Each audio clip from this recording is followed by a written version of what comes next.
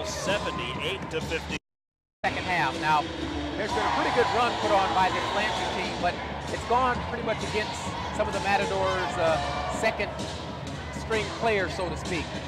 But they need to get some work too, and they're playing hard, and they're playing intelligently, and they're playing unselfishly. So even though the Matadors have given up a bit of that lead, I really like what I'm seeing from everybody.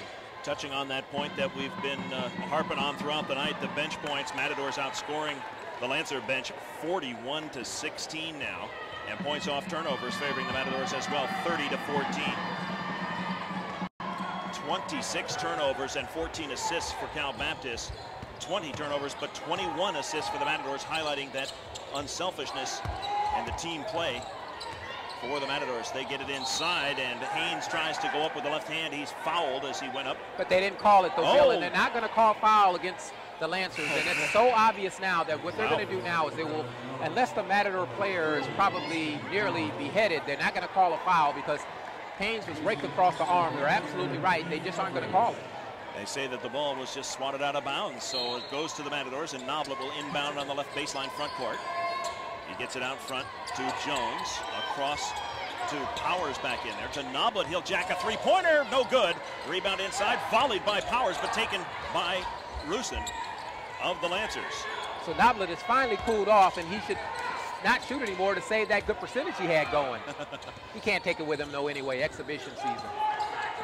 Denson to Rusin, lays it off for a backdoor try by Swafford. He caught the pass and tried to go up. He's fouled. Nope, they didn't call foul. You heard the slap. They didn't call foul. They just sat out of bounds. So you need to put on your shirt because you're absolutely right. You could hear the slap even with our headsets on. I need to pick my jaw up off the ground here first. Wow, a lot of contact on that play would be the kindest description I can give you. Inbound by Cal Baptist. The handoff to Denson, and Peters reaches in and fouls him. There's the makeup call. That's it right there. All right, well, we can't come down on them too hard. 3:08 left, and it's a 20-point ball game. But the Matadors want to finish strong, though, Bill. I mean, they had a 30-point lead. Now they're giving up possibly 12 straight points. You don't want to get in the habit of letting off the accelerator, no matter if you're first or second string. Right, don't take your foot off the gas. Because this weekend they start to count. That's right. Free throw is good by Denson. 78-59 with 3:08 to play. Denson's second free throw on the way is good. So Denson now has, I believe it says he has 18 points. Matadors now giving up points and giving up their lead, and no matter what, you don't want to just give up your lead. Ball into the paint here. Jones backing in, goes up for a shot, no good. He's fouled though. They had to call that one, didn't they, Bill? How do I answer that one? No. Does not seem like they have been inclined to make those calls recently, but a lot of contact on that one. Jones will go to the line for a pair of free throws. Jones gets his 8th point on the free throw make. He's still perfect in 2 games. And here's Bruckner coming in. Marin Modic comes out. Matadors with Peters, Haynes, Noblet, Jones, and Powers. It's Denson, Swafford, Rusin, Johnson, and Bruckner now for the visitors. Second free throw is good, and we're back to a 20-point ball game at 80-60 with 2:50 left to play. Hope the Matadors can push this lead a little bit bigger, and maybe Lawrence Tyson, a redshirt freshman, and Evan Scott, a true freshman, will get a chance to get in this ball game. Johnson and Noblet, really quite a matchup there. There's a pass across the pattern, and Haynes steps in, intercepts it, and then gets bumped. And they call him for the foul? No, that can't be. I can't be on Haynes. Yeah, they didn't call that on Haynes. Okay, wow. Thank goodness, because Haynes had the ball. If they would have called that on him. I was yeah. Sorry, they were pointing at him to indicate he's the one shooting the free throws because that's the 7th team foul, so now they're going to shoot the 1-and-1. Wow, I was like, wait, you can't be calling the foul on him. They're indicating the free throw on him. Free throws will be shot by him, and the foul is called against Swafford. Now the referee's over talking about it a little bit here.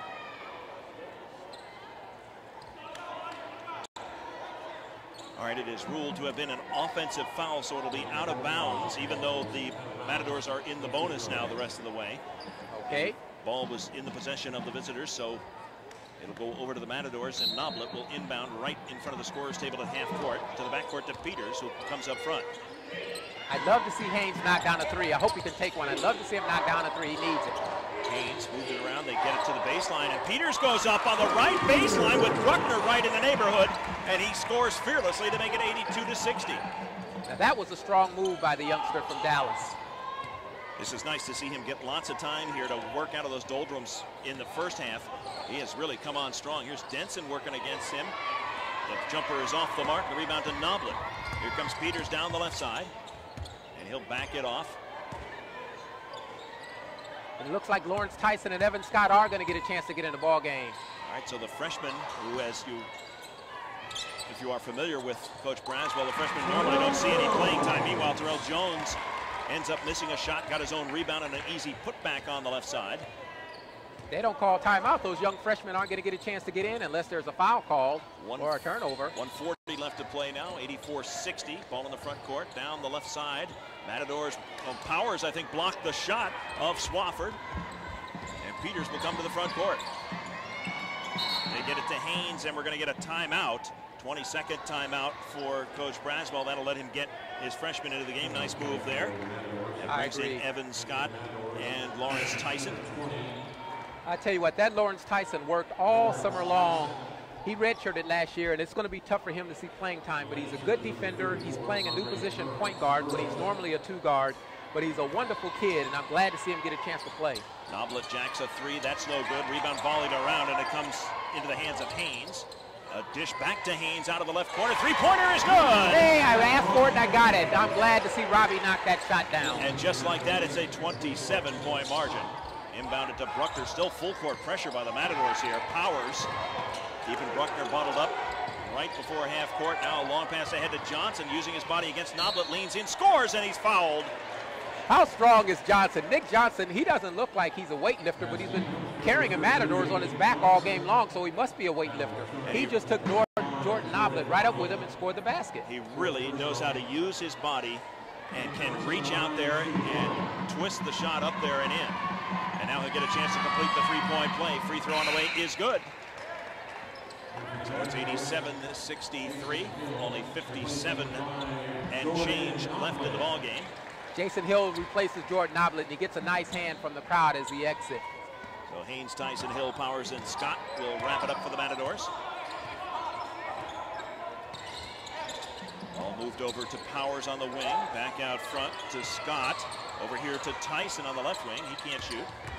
Gives it to Haynes, who passes back to Tyson. Left corner, three-pointer on the way, no good. Rebound off to Haynes, and he tries and calls a timeout as he's falling out of bounds. But I don't think they gave it to him. He tried that old play, and they won't allow you to do that anymore. They don't let you do that, do they? Yeah. That's right. If you're in the air, you cannot call a timeout. So that's a turnover against the Matadors, and everybody has a chuckle about that one. So 36 seconds left. Lawrence Tyson put up a pretty good shot. It bounced around the rim. It didn't fall in for him, but he took a nice three-pointer. 30 seconds left as Menivar comes to the front court against Tyson. Shot clock is 1 second ahead of the game clock, and Tyson steals the ball, and then comes to number 21, Hill. And the Matadors get it back out to Tyson. Crowd wants him to shoot. Johnson trying to make a steal. Ball given to Hill. Back to Tyson. 10 seconds to play. And Tyson looking for a shot now. Works around Johnson. Jacks a two-pointer from the right side. That's on the way. No good. Rebound inside. Oh, a putback by Powers with .3 left. That's going to do it. The Matadors are going to win it big, 89-63 over the Cal Baptist Lancers. So the Matadors move to 2-0 in the preseason, and this weekend they will begin the regular season